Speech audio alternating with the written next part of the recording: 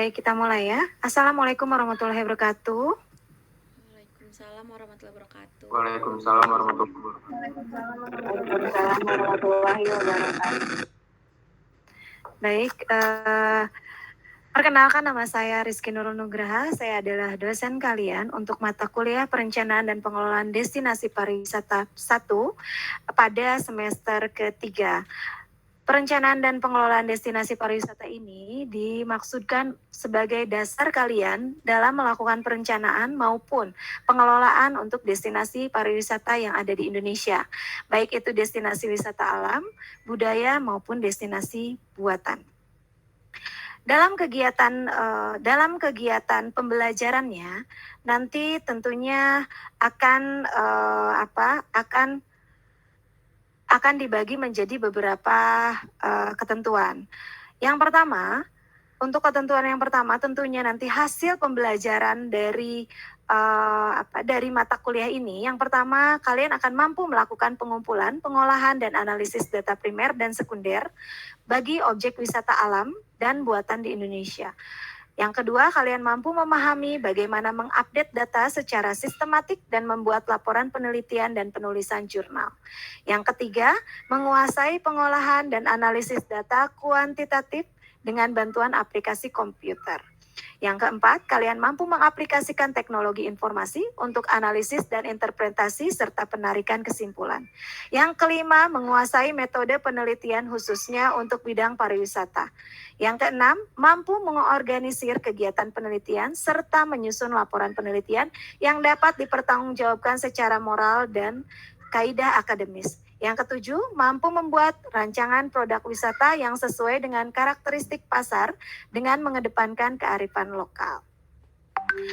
Lalu, kita nanti akan ada pembagian atau pembobolan penilaian. Untuk UAS itu penilaian sebesar 30%, untuk UTS 30%, tugas individu 30%, sikap dan perilaku atau kehadiran itu 10%. Lalu kehadiran akan dibagi menjadi 14 pertemuan, 7 pertemuan sebelum ujian tengah semester dan 7 pertemuan setelah ujian tengah semester. Untuk materi yang pertama, tentunya itu akan berupa penjelasan atau panduan mengenai perkuliahan dan tugas mata kuliah, menggunakan video dan juga diskusi melalui web kuliah. Metode pembelajarannya tentu berdasarkan pada discovery learning online, lalu kriteria penilaiannya partisipasi mahasiswa dalam mengikuti kegiatan belajar mengajar. Pertemuan kedua tentunya mahasiswa mampu memahami undang-undang pariwisata. Untuk menelaah konseptual undang-undang pariwisata ini tentunya diperlukan beberapa minggu. Ada 4 kali pertemuan di sini yang digunakan untuk menelaah undang-undang pariwisata. Sambil menelaah konseptual undang-undang pariwisata, tentunya undang-undang pariwisata ini akan diterapkan dan menjadi evaluasi top destinasi buatan di Indonesia, serta menjadi evaluasi untuk top destinasi alam di Indonesia. Lalu pada minggu ketujuh, kalian akan membuat penentuan metode analisis. Metode analisis untuk pengembangan destinasi wisata, baik itu destinasi wisata alam, buatan maupun destinasi wisata budaya. Hal ini dilakukan melalui video conference, lalu nanti akan ada tugas berupa writing paper. Tugas akan diberikan secara online dan disubmit pada website online. Tugas kalian sebelum UTS tentunya nanti kalian akan mengadakan webinar atau kegiatan pembelajaran yang dihadiri oleh seluruh mahasiswa secara daring. Penilaiannya tentunya terhadap partisipasi aktif atau keaktifan dari mahasiswa itu sendiri, penguasaan materi dan tentunya juga kecakapan dalam penyampaian metode-metode analisis. Lalu UTS akan dilakukan pada minggu ke-8 dengan waktu 100 menit dengan bobot 30%. Minggu ke-9 setelah UTS kita akan mulai belajar menganalisis apa itu top destinasi alam di Indonesia. Lalu minggu ke-10 kita akan belajar pada evaluasi top destination alam di Indonesia. Lalu minggu ke-11 kita belajar mengenai evaluasi SDGs konsep atau Sustainable Development Goals konsep. Minggu ke-12 kita akan belajar menganalisis tentang SDGs konsep level 2. Lalu berikutnya pertemuan ke-13 kita akan berbicara mengenai top destinasi alam di Indonesia. Tapi bentuknya nanti ini akan evaluasi. Nanti akan ada minimal kita akan mempraktekkan metode SWOT, Strength, Weakness, Opportunity, dan Threat untuk destinasi-destinasi alam. Lalu pertemuan ke-14 kita akan mengevaluasi top destinasi buatan di Indonesia. Ini discovery learning tentunya, nanti penjelasan tertulis serta akan ada diskusi melalui web. Ya. Pertemuan ke-15 kita akan berbicara mengenai evaluasi and review. Bagaimana kalian bisa membuat konsep pengelolaan dan perencanaan destinasi wisata yang ada di Indonesia, baik itu destinasi baru maupun destinasi yang sudah lama.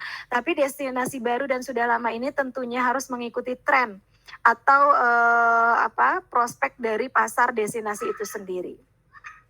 Baik, untuk pertama mungkin saya akan membuka sesi tanya jawab untuk kalian untuk bertanya tentang mata kuliah yang akan kita pelajari ke depannya. Silakan, satu pertanyaan akan saya buka.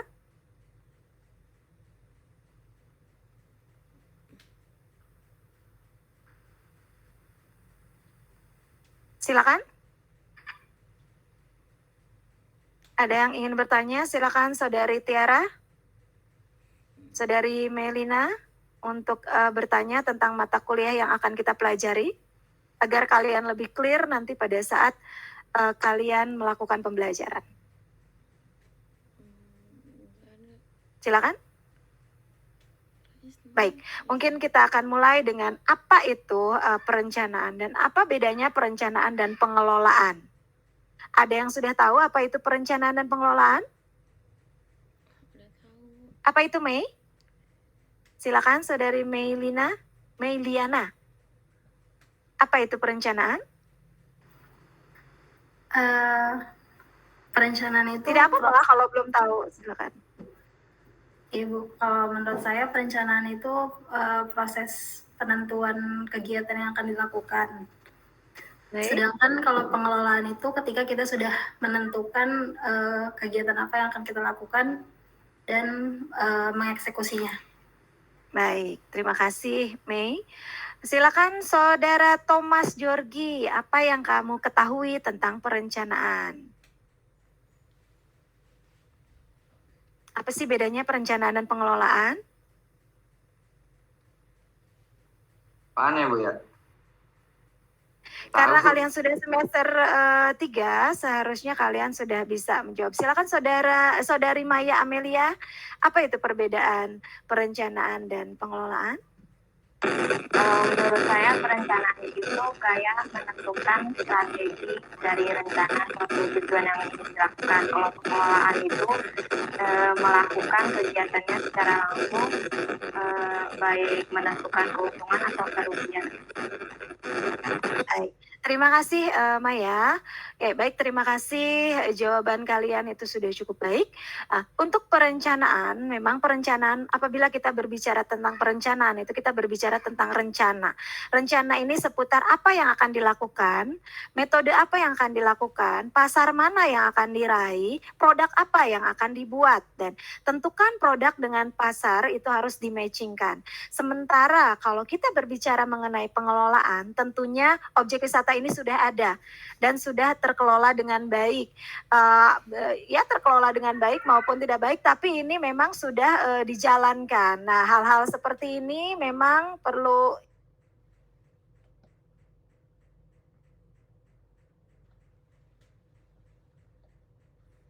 ya. Jadi untuk pengelolaan memang betul-betul bergantung pada sebuah destinasi itu sendiri. Apakah destinasi ini sudah dikelola dengan baik? Kalau memang sudah dikelola dengan baik, apa indikator dari baiknya ini? Kita harus melihat apa yang membuat dia baik. Apakah hanya dengan pendapatannya saja, apakah dengan profit tinggi ini dikatakan baik? Apakah dengan revenue tinggi destinasi ini dikatakan baik? Apakah dengan pengunjung yang banyak destinasi ini dikatakan baik? Apakah dengan pengeluaran wisatawan yang banyak destinasi ini dikatakan baik?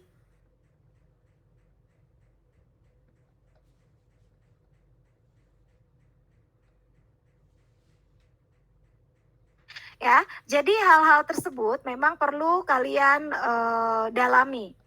Hal-hal yang bisa mempengaruhi mempengaruhi dari eksistensi sebuah objek wisata atau destinasi.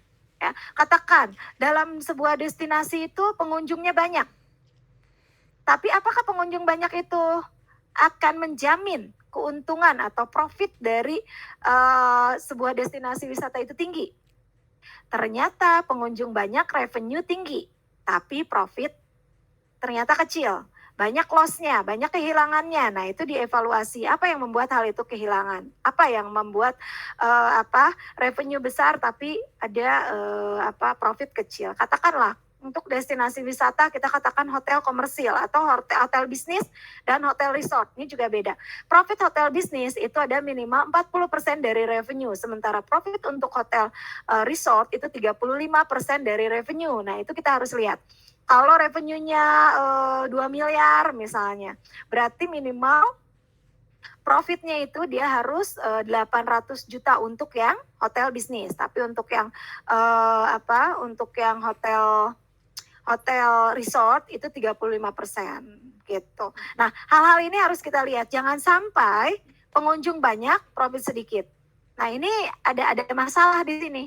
Nah, masalahnya harus perlu kita gali. Apa yang membuat ini? Bisa jadi dari SDM-nya, yang memang SDM-nya tidak teratur. Bisa jadi dari paket penjualannya.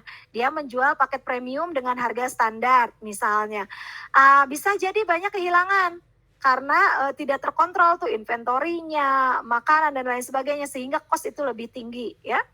Bisa jadi karena pasarnya memang tidak mengeluarkan uang atau memang dia rame-rame ke situ cuma piknik bawa bekal sendiri. Nah, hal-hal seperti ini juga dilihat. Belum lagi kalau kita berbicara berdasarkan destinasi wisatanya. Ada alam tentunya berbeda dengan buatan berbeda dengan budaya. Nah, hal-hal ini memang harus banyak digali atau banyak diambil peluang-peluang yang ada di sini. Katakanlah sepanjang jalan, kalau kalian jalan ke daerah Bogor gitu, Puncak ya, kalian akan melihat banyak destinasi yang sama, yang mirip. Nah, tapi setiap destinasi itu memiliki keunikan masing-masing. Sehingga orang bilang, saya lebih suka ke tempat A, saya lebih suka ke B, saya lebih suka ke sana sini. Itu ada uniquely-nya. Ada hal-hal yang unik di situ yang membuat konsumen itu ingin datang, yang menarik atau yang menjadi semprani bagi para konsumen di situ. Nah, mengapa destinasi ini perlu direncanakan? Karena tanpa perencanaan kita itu sama seperti kayak kalian mau jalan ke kampus kalian, ke UNAS. Tapi kalian nggak tahu jalan menuju UNAS, nyasarlah kemana-mana kan? Kalian perlu didukung oleh map, misalnya kalau kalian belum tahu, atau diantar sama teman kalian, diantar sama saudara, diantar sama orang tua. Itu jalan keluarnya untuk kalian. Nah, sama perencanaan pun seperti itu. Perencanaan dibuat itu ada 2 jenis perencanaan. Mau produk dulu atau pasar dulu. Kita harus lihat ya. Kalau misalnya produk dulu, berarti pasar sudah ada. Kalau pasar sudah ada, kita tinggal lihat produk apa yang cocok dengan pasar tersebut. Kalau mau produk dulu, berarti kita harus tahu produk ini pasarnya siapa. Nanti pada saat pemasarannya itu kita tepat gitu memasarkannya. Nah, hal-hal seperti itu juga harus nanti kita akan pelajari. Nah, keuntungan dari kita mempelajari atau menelaah undang-undang kepariwisataan nomor 9 tahun 2010 itu, kenapa kita harus mempelajari undang-undang tersebut? Tentunya undang-undang kepariwisataan itu sebagai basic atau sebagai landasan dari kegiatan kepariwisataan kita. Jangan sampai menyalahi. Pada saat nanti apabila menyalahi aturan, bisa-bisa lagi tinggi-tingginya, lagi bagus-bagusnya, lagi cantik-cantiknya destinasi tiba-tiba ditutup. Gara-gara hal-hal yang menyalahi aturan gitu. Tiba-tiba destinasi itu jadi hilang, tidak eksis lagi, tiba-tiba dibubarkan, kan nggak bagus ya.